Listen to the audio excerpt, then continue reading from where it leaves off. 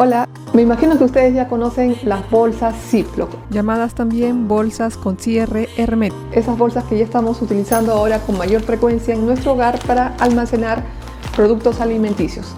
Pero ¿sabían de que esta bolsa no es igual que esta bolsa? ¿Y por qué? Bueno, existen dos tipos de bolsas Ziploc. Aparte de su tamaño y su capacidad, que puede ser de medio kilo, de 1 kilo, o las pueden encontrar de cualquier tamaño, es de que una es para congelar y la otra es para refrigerar. Pero ¿cuál es la diferencia entre ambas si yo las veo iguales?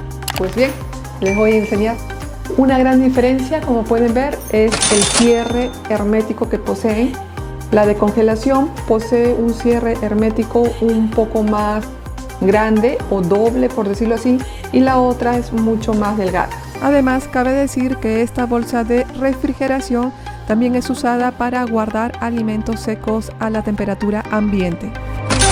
Aparte, la calidad de la bolsa es ligeramente un poco más gruesa y resistente que la de refrigeración. Otro aspecto muy importante es de que esta bolsa de congelación sí se puede someter al horno microondas, en cambio esta bolsa no.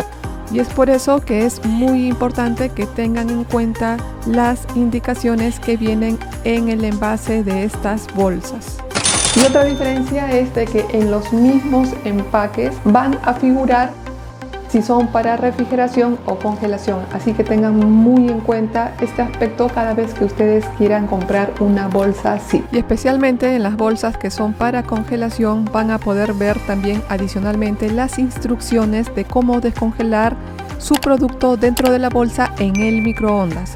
Esto realmente es muy importante a tener en cuenta, es por eso que lo consideran con mucho énfasis en los envases.